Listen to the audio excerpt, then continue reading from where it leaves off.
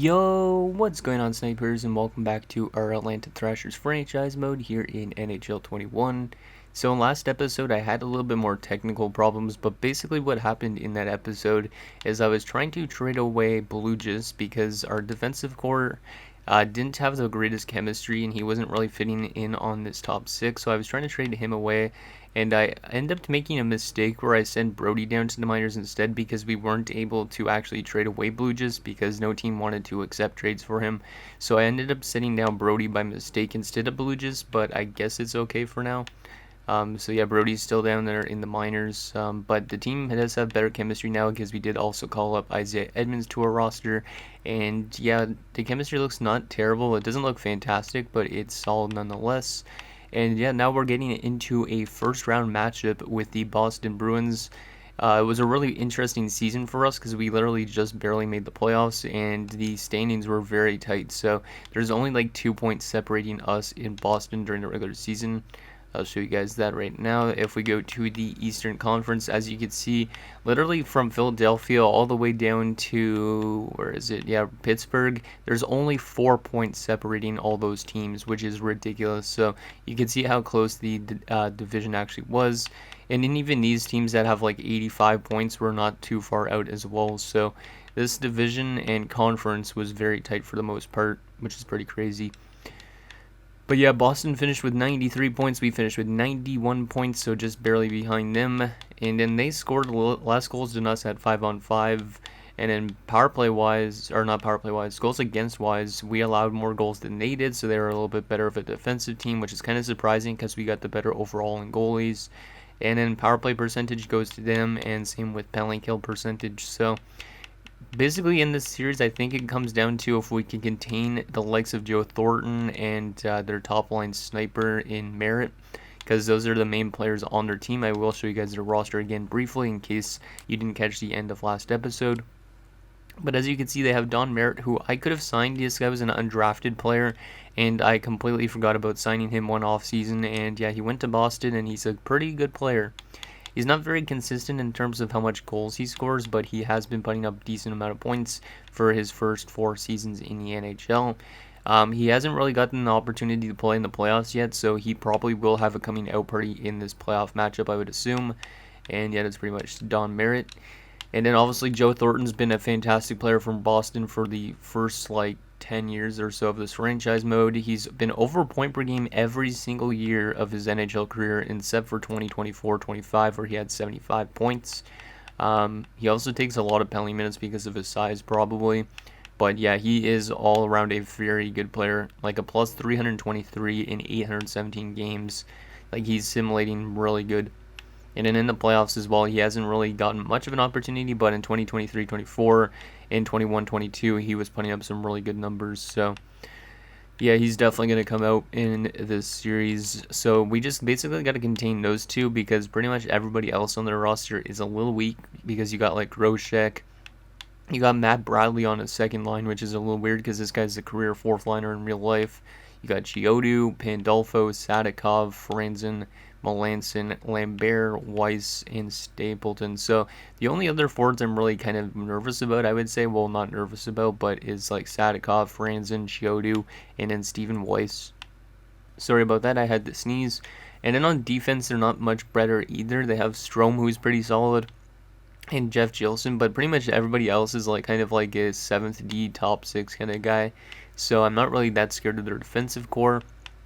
And then goaltending wise, I'm not really scared of either because they have Dan Kluche and a backup goalie that's only a 68 overall, which is not that good. So if Kluche gets pulled, then we have a goalie that we should be able to beat pretty decently. They also have a depth goalie who is a 48 overall, which is really weird. And they do have an injury to one of their defensemen in Zane Wisniewski, who's only a 75. So overall wise, I think we should be able to beat this team, but we just got to be able to contain Merritt and Thornton. Those are the main two pieces that we need to stop, or else we're going to be losing pretty much any game. If we let Thornton and Merritt put up points, we're going to definitely lose the game, I would assume. But yeah, that's pretty much what Boston looks like going into this first round matchup. They have home ice advantage just because of the 2 points differential, but it should be a pretty close series despite them having home ice. So let's get into game number one. Also, I should note that Joe Thornton is a UFA this upcoming offseason, so if Boston doesn't re-sign him, should be interesting to see where he signs. Here we go, game number 1 in Boston. Let's see what we could do. We're at the Fleet Center, I think. First period and 2-2. Okay, I'll take that. Mattier scores a power play goal for them. Kovalchuk gets a power play goal for us, so that's good to see. And then Ivanov gets his first ever playoff goal, so a couple Russians scoring some goals, and then Stapleton will tie it up for them. Shots are 12-11 in favor of the Bruins, but it's a 2-2 game. Second period and 4-2 for us. Let's go. Camilleri scores and Malkin score. The shots are even, but we're up by 2 goals. Let's see if we could just lock this one down. Pretty much as I was expecting, we should be able to score a decent amount of goals on this team because they're not at good defensively. They don't got really good defensive forwards either. Penalty kill, nicely done. And we're also containing Joe Thornton and stuff right now, which is good. Camilleri scores to make it a 5-2 game. There's a Kemp goal to make it 6-2. Hopefully we're not scoring all our goals in game 1 though, because sometimes that happens. And Patrice Bergeron's going to score on the Bruins, which is a little weird, but we win 7-2 in game 1, outshooting them 41-32 at the end. Like I was saying, hopefully this is not all the goals we're going to score, because that does happen sometimes where you score a lot of goals in game 1, and then that's pretty much it. So, from the first period, Kovalchuk got a goal from Kuznetsov and Kemp.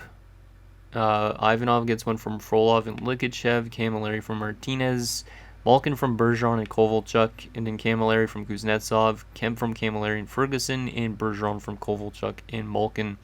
So Kovalchuk, Camilleri, and I think, yeah, that's pretty much it, showed up. But it's good to see Camilleri show up because Camilleri didn't really do much last year in the playoffs, and he has 3 points in game 1, so a big turnaround for him. And holy crap, that Ferguson and Martinez pairing was really good plus minus during the regular season. They were a +6 in that game. I don't think I've ever seen a player have a +6 in a playoff game. That is incredible. The only minus people really were Edmonds and Conley, but man, +6. Yeah, I think I got to keep these guys together for like a long time if they continue to simulate like that at least. And then a great game from Carey Price. He had a little bit of a rough first period, but he bounced back and had a good game, which is also something that didn't happen a lot last year. So Camilleri gets first star, Kovalchuk the second star, and Malkin the third. Okay, going into game 2 with a nice 7-2 victory.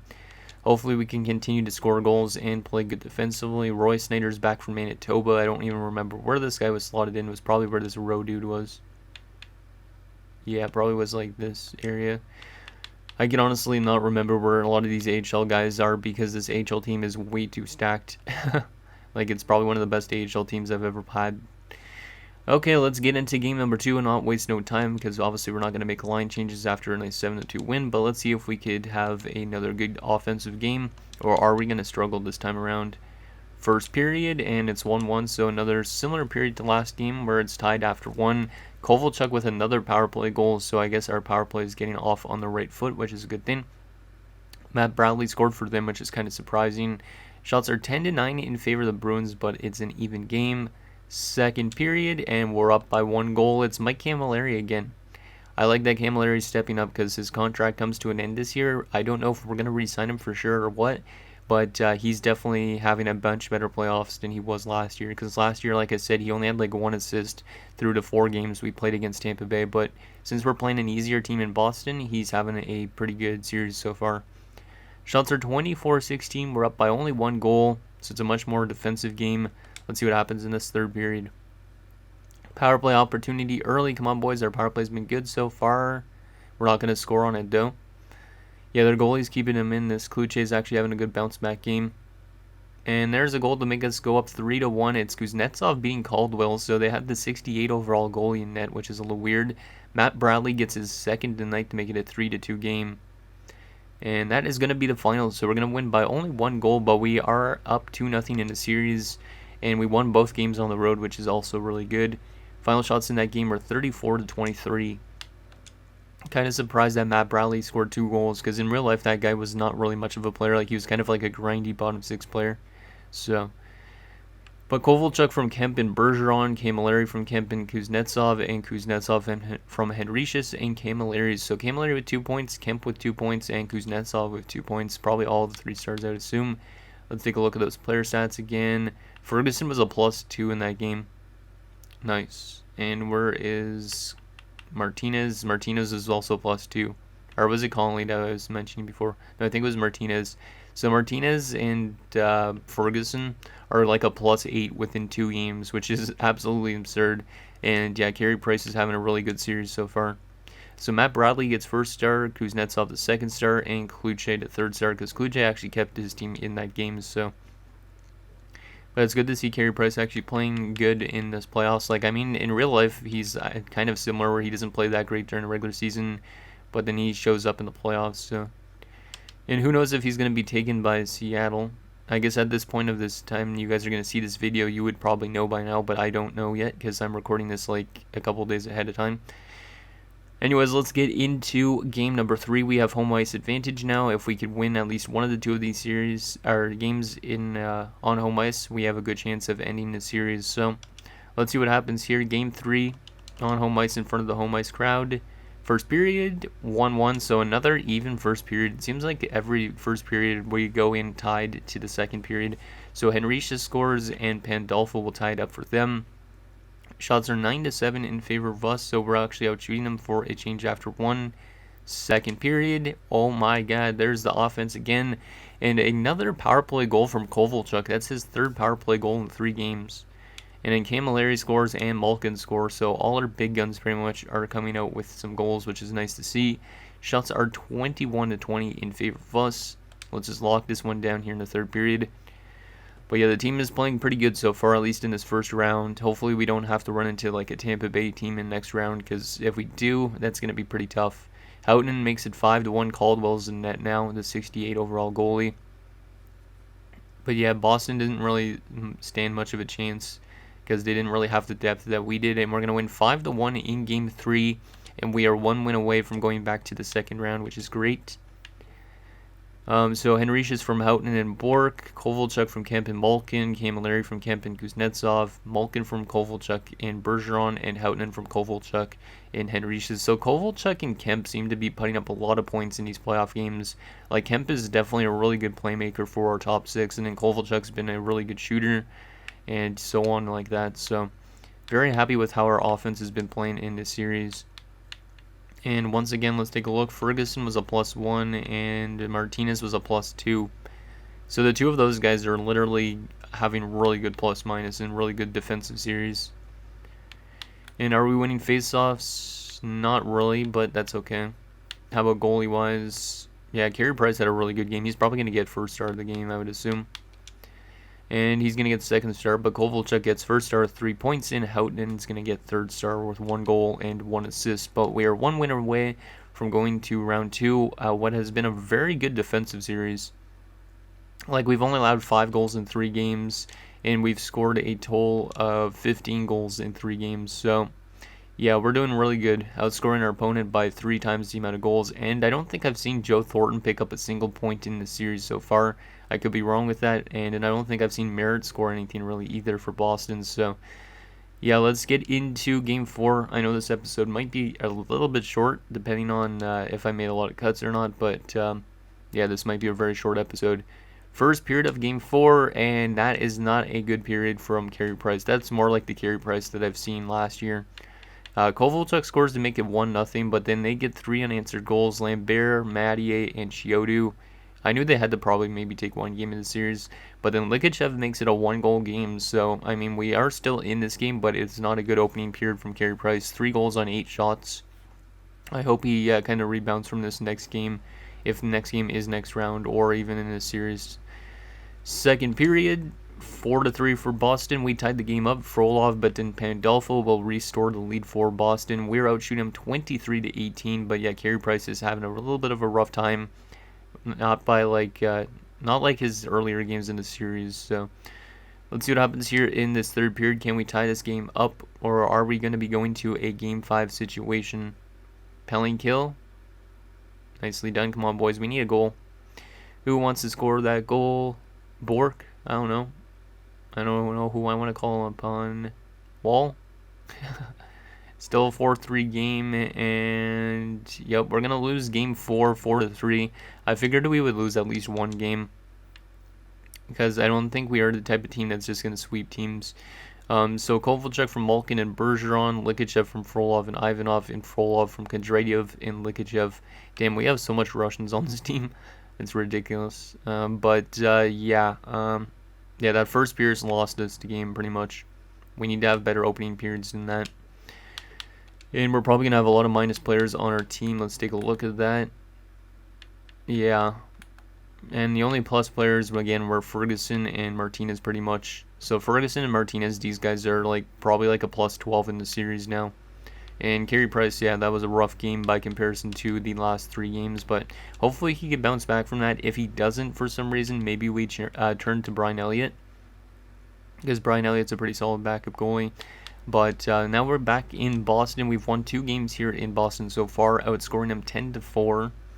I'm not going to make any line changes just yet, but let's see if we could take this series in 5 games.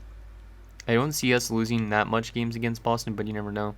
First period, and we're up 2-1 after 1. I like that. Frolov scored. Bergeron scores on the power play, so another power play goal. And look who finally showed up. It's Joe Thornton with his first power play goal and first goal of the series, I think. I don't think he's had really much assists either, so he's barely showed up. Shots are 14-8 in favor of us, so we're dictating the play so far. Second period, and that's yikes. 3-3. They tied it up. I was gonna say Sharp, but Stapleton with a short-handed goal makes this a tie game. Bergeron gets his second of the night to make it 3-2, but then Lambert is gonna tie it up. Shots are 26-15. So once again, Carey Price is kind of dropping the ball a little bit in this game. But it's a 3-3 game going into the third. Let's see if we could get the lead back again, because Carey Price is kind of struggling a little bit lately. And they're going to take the lead. Joe Thornton again. Screw you, Joe Thornton. I knew you had to show up finally in this series. Come on, boys. Let's tie this one up. Who wants to score for us? Are we seriously going to lose back-to-back games? Because if so, I'm going to go with Brian Elliott in net. Yeah, we're going to lose back-to-back games. Joe Thornton gets the hat trick. He was quiet for way too long, and then he finally shows up. Oh, that's not good. Our goals in this series are in this game: Frolov from Ivanov and Likachev, Bergeron from Kemp and Malkin, and Bergeron from Frolov and Likachev. But yeah, we could not contain Joe Thornton in that game. And as I said, if you don't contain Joe Thornton, you lose games. Bergeron got second star and Frolov the third. Yeah, I think we'll make some adjustments because we've lost back-to-back games now. Because if we literally blow a 3-0 series lead, I'm going to be kind of pissed off and kind of annoyed and all that stuff. Because I don't want to lose the series in 7 games after being up 3-0. That just sounds horrible. So yeah, I think we're going to go to Brian Elliott. It looks like he did play some of a playoff game, but we are going to go back to Brian Elliott. Even though Carey Price has still been somewhat good, he's kind of dropped the ball the last 2 games. And we could make some other line adjustments if there's minus players, but I don't really think we need to. Yeah, I don't think we really need to. Yeah, that defensive pairing of Martinez and Ferguson are both a plus 10. Oh, it's that Connolly and Isaiah Edmonds pairing. There's not really any way I could adjust this to, which really sucks. Unless I was to do something like that. You know what, I'm going to just randomly throw out a line curve like that, because Wall would make this pairing a little bit better. And then Conley could just go up in there and play with Kondratyov for this game. It's more just because this pairing had been super badly minus, and I don't really like that at all. So, yeah, I think I'll leave it like that. Go with Brian Elliott. I don't think I want to put anybody that's scratched. I don't know if Bobrovsky's even played at all this year, did he? No, he hasn't. I mean, we could throw in Bobrovsky for scoring, but I think this this fourth line's actually been not that bad in terms of offense. So I think we're not going to make any changes to our offensive core. Unless, wait, let me just check. Yeah, we're going to keep the rest of that good. I think the defensive core is the only thing that just needed changes, and then we're going to go to Brian Elliott for this game, which might be a little bit of a risk, but Carey Price needs a night off. Seems like the type of goalie that doesn't like to play multiple games in a row, or else he just gives up a lot of goals. So here we go, game number 6. If we lose this game, we're going to a game 7 back in Boston, and we had a 3-0 series lead at one point. I really hope this team doesn't blow it. We're going to go real-time simulation this game, I think, just because we're getting into the crucial games. So come on, boys. Let's get that opening goal. Power play opportunity for us. There is an opening goal from Bergeron on the power play, so once again another power play goal from our team. Penalty kill, nicely done. But yeah, our power play has been pretty good in this series, which hopefully that continues all playoffs as long as we get into round 2. So we're up 1-0 after 1. Shots are 12-10 in favor of us. Let's keep it going here in a second. So Bergeron's kind of starting to find the back of the net a little bit more, and Likachev will make it 2-0. That's a huge goal from Likachev. Glad I kept him in the lineup because he's playing like 4th-line minutes pretty much only, I think. And then Stapleton's going to make it a 1-goal game, but Henrichus bounces right back to give us that 2-goal advantage. Shots are still way in our favor a little bit, and they're going to be within 1 again. Groshek makes it 3-2, but then we go up 4-2 right away again. Ivanov with that goal. A little bit of a hectic period, that one. So we went up 2-0. They'll go up. Then it's 2-1. Then it's 3-1. Then it's 3-2. Then it's 4-2. So that goal from Ivanov could be the crucial one, the dagger, depending on how we play in this final period. It's not been a really great game from Brian Elliott, but he is still playing, I think, a little bit better than Carey Price would have been if he would have been in the lineup. Let's see what happens here in the third. Can we close out the Bruins? Let's close them out, boys, because I don't want Joe Thornton to come back again, because Joe Thornton is too good when he does get on, at least. Because he was really quiet, and in that one game he has the hat trick, and it's like, yeah, you can't just keep him quiet for too long. And Camilleri is going to make it 5-2, and that should pretty much do it. Yep, we are headed to the second round with a win in 6 games over the Boston Bruins. Lasted a little longer than I thought it would, but still not too bad nonetheless. So our goals in that game: Bergeron from Kemp and Kuznetsov, Likachev from Houghton and Malkin, Henrichus from Bork, Ivanov from Kondratyev and Frolov, and Camilleri gets his 5th from Kuznetsov and Kemp. So yeah, a really good series from like Camilleri especially, I think. So Henrichus gets 1st star, Kuznetsov the 2nd star, and Camilleri the 3rd. Let me take a look at plus minus again for fun. So that pairing of Martinez and Ferguson was +1 again. So yeah, those guys were like barely minus in this entire series. And a good game from Brian Elliott too. So it's good when you have a backup goalie that could kind of steal you some games. And hopefully Carey Price is back to being his normal self again going into next round. But let's take a look at our player stats for the entire first round. And then we'll take a look at who we're facing in round 2.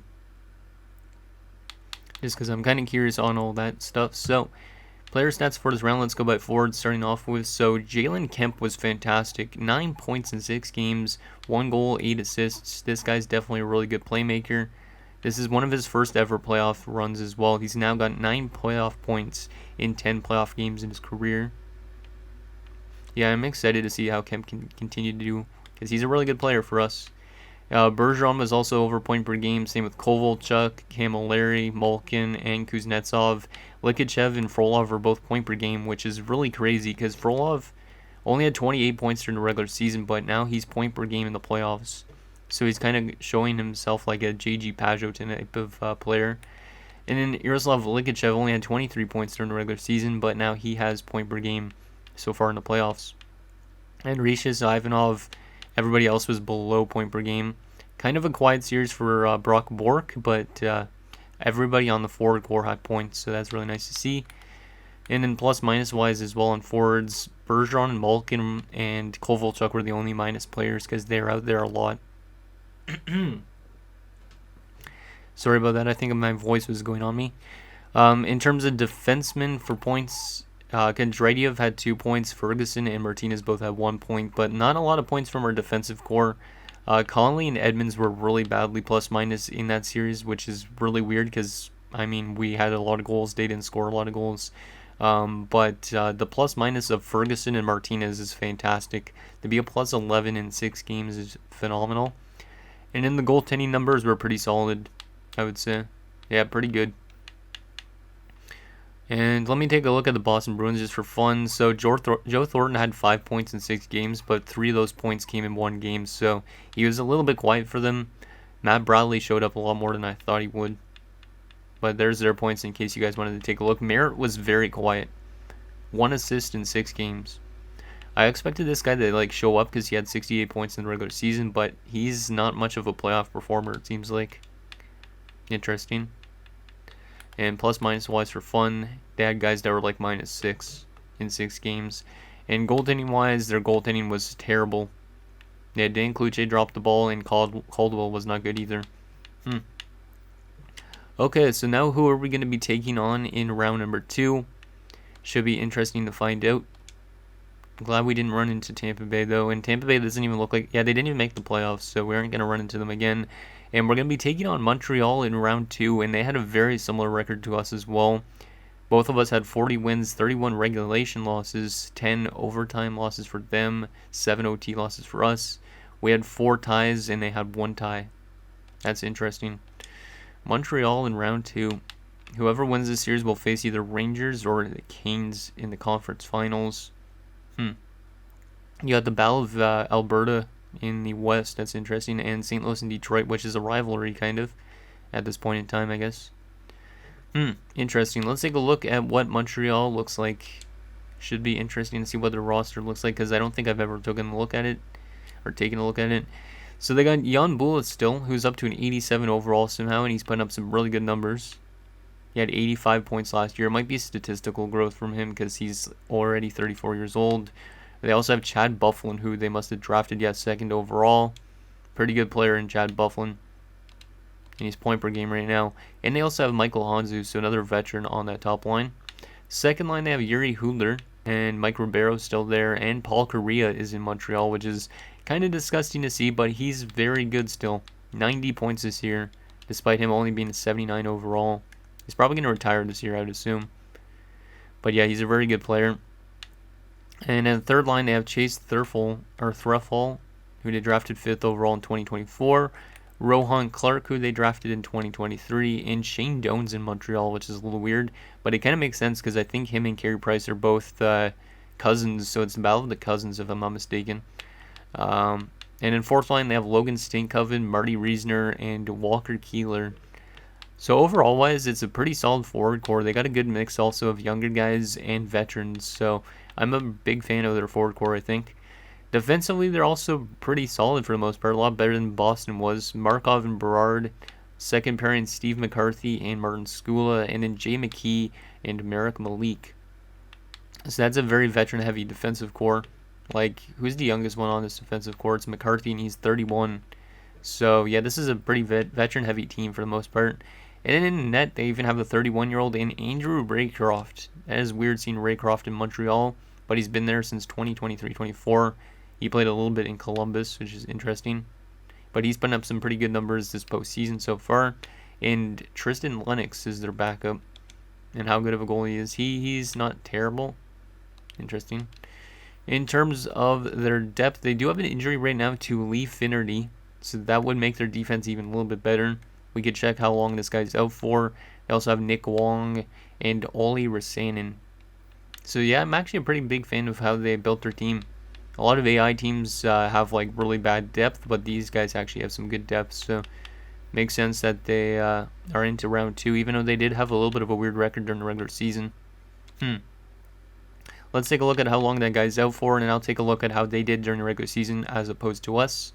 And then that'll be it for this episode. But let's see, Montreal, how long is that dude out for? He is having elbow surgery. He's out till May the 9th. So I think he's out this entire round, if I'm not mistaken. Let me just take a quick look at the calendar. So yeah, he's pretty much out until, like, he could return for a Game 7 situation, but I don't think he would. So that is good news for us. Let's take a look at how they did during the regular season in terms of goals for and all that. So let's go to Eastern Conference since it'll be a little bit easier. So they finished actually below us in the standings, but they were ahead in terms of their divisional rating. Like, they weren't in a wild card spot. So that's the only reason why they have home ice. So that's really intriguing. Both of us had 91 points with the exact same point percentage as well. We scored more goals than they did by a decent amount. We scored almost 16 more goals than they did. Goals against wise, they're a little bit better. They allowed only 3 less goals than us. Power play percentage wise, we were better by 1.4%, which also explains why our offense was a little bit better. And in power play or penalty kill percentage, we are identical, 83.1%. So this series actually might be very close because we both have very identical penalty kills. The power play percentage, we are a little bit better, was it? Yeah, we're a little bit better. And in goals for, we're a little bit better. They're a little bit better defensively. So that's very intriguing. I actually don't know how they've been playing this playoffs. Let me take a look at how their players and stuff have been playing in the playoffs. And then that'll be finally it. So, yeah, Jan Bulis has been their main point of offense. But it looks like they're scoring a decent amount of points. And then their goaltending has been phenomenal so far from Andrew Raycroft. And then in terms of the team stats, I'm kind of curious how they've been playing in the playoffs as well.